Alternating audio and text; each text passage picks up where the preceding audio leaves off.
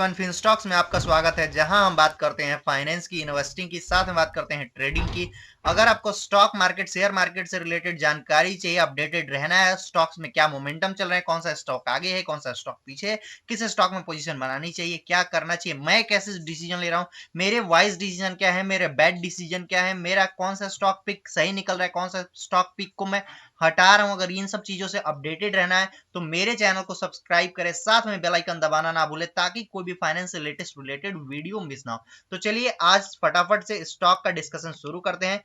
इस स्टॉक का हम लोग जिस स्टॉक के बारे में हम लोग बात करने वाले हैं, इंडिया की नंबर वन आप मान सकते हो शेयर लाइक कंपनी है। नंबर वन तो नहीं बोल सकते, सारी कंपनियां नंबर वन होती है अपने फील्ड में, लेकिन रिलायंस इंडस्ट्रीज किसी चीज के पहचान का मोहताज नहीं है। इस स्टॉक के बारे में बात करने वाले, क्या हमें इसमें मोमेंटम देखने को मिल सकते हैं।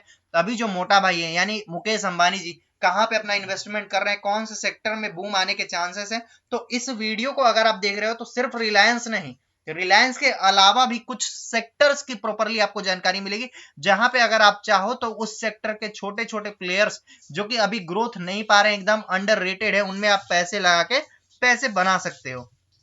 स्टॉक की ब्रीफिंग देख लेंगे, बाई होल्डर सेल रिकमेंडेशन पे भी थोड़ी सी हमारी चर्चा होगी। तो सीधे एनएससी की वेबसाइट पर आएंगे और कल की यानी पिछले दिन की परफॉर्मेंस की बात करेंगे। यहाँ पे पिछले दिन के परफॉर्मेंस अगर देखा जाए तो एक गैप अप ओपनिंग होती है और गैप अप ओपनिंग सस्टेन भी करता है, लगभग लगभग ऊपर भी जाता है, आप देख सकते हो 10 पॉइंट ऊपर जाता है यहाँ से, यानी कि लगभग अच्छी खासी आपको आधे % की तेजी देखने को मिलती है स्टॉक में। और अगर आपको बात की जाए तो एक लो क्लोजिंग बेसिस पे अगर बात करें तो क्लोज स्टॉक लगभग सेम प्राइस से थोड़ा सा नीचे हुआ है, 2335 रुपए पे, लगभग 10 बेसिस पॉइंट नीचे गिर के, यानी 0.10% पे।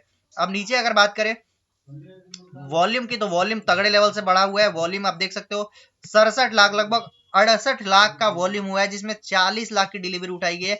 यानी कि कोई ना कोई यहाँ पे बड़ा प्लेयर है जो माल उठा रहा है। अगर कोई बड़ा प्लेयर माल बेच रहा है तो बड़ा प्लेयर यहाँ पे माल उठा भी रहा है, यानी 60% की डिलीवरी बहुत ही दमदार लेवल की डिलीवरी होती है। तो ये तो हो गया पूरा डिलीवरी, यानी कि जो कल के हमें कैंडल में पैटर्न देखने को मिला, कल जो भी मोमेंटम हुआ उसका डिस्कशन। अब हम आते हैं न्यूज वाइज डिस्कशन कर लेते हैं कि मोटा भाई साहब कहां पे पैसा लगाने की सोच रहे हैं। तो देखिए यहाँ पे Reliance Industries paid $135 million for sodium ion battery tech for the region, यानी कि यहाँ पर रिलायंस इंडस्ट्रीज ने क्या किया, $135 मिलियन का इन्वेस्टमेंट किया, किस चीज के रिगार्ड्स में, sodium ion battery. Sodium ion battery पता है आपको क्या है, ईवी सेक्टर का काम है यहाँ पे, और मुकेश अंबानी जी को ईवी सेक्टर पे एक भरोसा मिल रहा है। यानी आपको यहां से एक चीज तो पता चल रही है कि जो मोटा भाई यानी जो मुकेश अंबानी जी को लग रहा है जिस सेक्टर में बूम आने का, उस सेक्टर में अगर हम सब नहीं भी आंख बंद करके नहीं भी बिलीव कर सकते, फिर भी हमें 90% भरोसा होना चाहिए कि इस सेक्टर में बूम आ सकता है आने वाले फ्यूचर्स में। तो आप ईवी सेक्टर्स को चाहो तो पिक कर लो, उसमें से नाम आपको पता है कौन सा होने वाला है। Electric vehicle are talk of the town, Ola, Ashok Leyland, Tata Motors and every automaker is at full speed. सारे लोग इधर इन्वेस्टमेंट कर रहे हैं, तो हमारे मुकेश अंबानी साहब भी इसी में इन्वेस्ट कर रहे हैं। तो आपको इधर ज्यादा ध्यान देने की जरूरत है।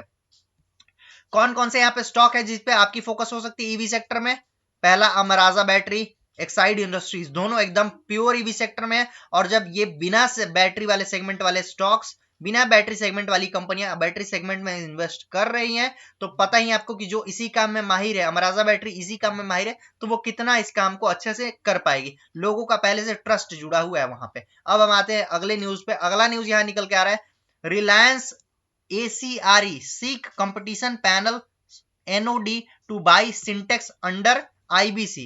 यहाँ पे आपको पता है सिंटेक्स ये बाई कर रहे हैं। Reliance Industries is India biggest company by market capitalisation and net profit is net profit. ACRE is an asset reconstruction company backed by, यानी यहाँ पे जो दोनों के बारे में लिखा हुआ है, रिलायंस और एसर के बीच में जो एसर क्या है, रिकंस्ट्रक्शन एसेट रिकंस्ट्रक्शन कंपनी है, जो कि इन दोनों का डील कराने में आगे आने वाली है। The application to competition commission of India has been made at the time when lenders are close to finalising the highest bidder for the Gujarat based textile company, यानी सिंटेक्स जो यहाँ पे कंपनी निकल के आ रही है उसका बिडिंग यहाँ पे हो रहा है, और जो भी सबसे बिल्डर कंपनी निकल गई उसको मिलेगा। यहाँ पे मोस्ट प्रोबेबली चांसेस है कि रिलायंस यानी मोटा भाई जीत जाए। अब हम आते हैं अगले न्यूज पे। अगला न्यूज भी ईवी से रिलेटेड है। Jio BP open electric vehicle charging hub in Delhi petrol pump count inching up. यानी कि इंचिंग अप का मतलब होता है धीरे धीरे बढ़ रहा है पेट्रोल पंप के, जो इनके पेट्रोल पंप पे ईवी सेक्टर्स के काउंटर है। अब हम अगर देखें, a joint venture with of Reliance Industries and energy super major BP has opened one of the country largest EV charging station hub in Delhi as duo scale startup fuel retail network. यानी यहाँ पे Duo scale जो होता है, दो कंपनियों का joint venture हुआ है। ज्वाइंट वेंचर किस चीज से होता है? किसी एक खास मकसद से, और यहाँ पे ईवी सेगमेंट को बूम पे ले जाना इनका मकसद बन जाता है। क्या किया है इन्होंने, आप देख सकते हो यहाँ पे, a joint venture of millionaire Mukesh Ambani's Reliance Industries and Energy Super Major BP has opened one of the country's largest EV charging hub in देश। ठीक है, अब चलते हैं अगले न्यूज पे आने वाले हम, और साथ में देखेंगे चार्ट पैटर्न हमसे क्या डिनोट करने वाला है। तो एक एक चीज आपको बताएंगे, कोई भी चीज मिस नहीं करिएगा, just wait and watch. Reliance Industries में मेरा क्या स्टे रहने वाला है? रिलायंस इंडस्ट्रीज में मेरा क्लियर कट स्टे है कि जैसे रिलायंस इंडस्ट्रीज ने उस टाइम पे धूम मचाया था, लगभग लगभग आप देख रहे होंगे कि आपको एकदम लोवेस्ट लेवल 1800 के लेवल पे गई थी। और चार्ट पैटर्न पे यहाँ पे देखें, माफी चाहूंगा डिले के लिए, थोड़ा सा स्क्रीन ऑफ हो गया था।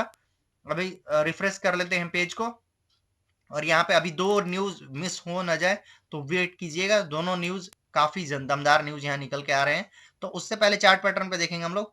अगर हम लोग इस चार्ट को भूल जाए, यहां से अगर इस चार्ट को भूल जाए, यहां से इस चार्ट को अगर भूलने की कोशिश करें हम, देखिए एकदम मैं चार्ट लगा चुका हूं यहाँ पे। आप देख सकते हो ये एक टॉप लेवल बनाई थी रिलायंस ने 2331 कब? सितंबर में, सितंबर 2020 में। और उसके बाद लगातार गिरावट आई 2020 में। और आप देख सकते हो लगभग लगभग यहाँ पे 2021 फरवरी के 2021 यानी बजट आने के बाद तक इस स्टॉक में गिरावट थी। और ये गिरावट आप देख सकते हो लगभग लगभग कितने रुपए की हुई थी? 1850 तक ये स्टॉक चला गया था नीचे गिरते गिरते। उसके बाद रिकवरी आई, फिर ये 1800 के लेवल तक गया था, फिर रिकवरी आई, और स्टॉक देख सकते हो कहां पे अभी है। वैसे ही यहाँ पे भी गिरावट आई है, और यहां से स्टॉक दो बार इस लेवल को आ चुका है। यहां से सपोर्ट लेके अब ऊपर जाने के चांसेस बना रहा है। स्टॉक पे स्कोप काफी दमदार है। अब हम बात करते हैं अगला। Reliance Industries double down on media business, ready to take Amazon Netflix Hotstar. क्या इनका कहना है? कंपनी जो यहाँ पे रिलायंस इंडस्ट्रीज है, मोटा भाई साहब जो है, इनको एक चीज और समझ में आ गई है कि नेटफ्लिक्स, अमेजॉन और हॉटस्टार ये जो है, इस टाइप के बिजनेसेस में प्रॉफिट मार्जिन काफी ज्यादा है। लोग पे करने के लिए रेडी हैं। क्यों? क्योंकि सबको पता है यार, अब ऐसा जो टाइम आ गया अभी करंटली के टाइम में, कोई पढ़ना नहीं चाहता, कोई लिखना नहीं चाहता, सब कोई फ्री में मिलीनियर बनना चाहते हैं, फ्री में बिलियनियर बनना चाहते हैं। वेब सीरीज, नेटफ्लिक्स, चिल, ये सब बहुत तगड़े लेवल से बढ़ रहा है, और जिसका ये फायदा उठाने वाले हैं हमारे मोटा भाई यानी मुकेश अंबानी जी। अगर आप पढ़िएगा, Reliance Industries double down on media business with strong push to both broadcasting as well as digital media by inducting marquee investors and launching big ticket investment. यानी यहाँ पे आप देख ही सकते हो, अगर आपको नहीं पता है रिलायंस इंडस्ट्रीज के बारे में, सबको पता होगा वैसे। जैसे आपको जियो है, तो जियो में आपको मिलता होगा दो तीन सेगमेंट जो है वो लाइक इसी को कवर करते हैं। जैसे एक तो पता मुझे याद नहीं आ रहा है, लेकिन एक जो है कोई ऐप जो जियो का ही है, जिसपे आप लाइव टीवी देख सकते हो, सब कुछ कर सकते हो। इनका मीडिया बिजनेस आपको पता ही, मनी कंट्रोल वेबसाइट इन्हीं के बैक्ड है। न्यूज 80 मतलब न्यूज 18 भी शायद इन्हीं का है, एग्जैक्टली मैं नहीं बता सकता हूँ, इस बात पे मैं गारंटी नहीं दे सकता हूँ, लेकिन है शायद। और मनी कंट्रोल तो पता ही आपको फुल है। अभी आप बात करें, what should investor do with Reliance Industries post Q3 earning, buy sell hold recommendation. Moneycontrol ने एक यहाँ पूरा चर्चा बनाया हुआ है। Reliance Industries reported net profit of 20,539 crore in third quarter, up by 37% year on year. Business source vertical growth, business में एक तेजी, सीधी नाक की सीध पे वाली ग्रोथ दिख रही है, ये कहना है इनका।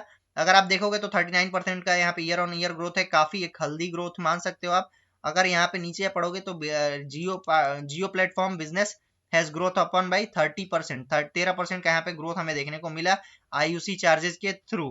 तो यहाँ पे एक आपको मतलब रिलायंस अभी करंटली बहुत ही अच्छे लेवल पे चल रही है। अब हम आ जाते हैं यहाँ पे ग्रोथ लेवल पे। रेसिस्टेंस सपोर्ट की बात करें, करंटली जहाँ पे है वो रेसिस्टेंस पॉइंट है 2371। इसके ऊपर निकले तो आपकी पोजीशन, अगर आप ट्रेडर हो तो बन जाती है। अगर आप इन्वेस्टर हो तो आप किसी भी लेवल पे, निचले लेवल पे मिले, जब ये करेक्शन दिखा के 10% की करेक्शन दिखा दे टॉप लेवल से, तो आप बाई करना शुरू कर सकते हो।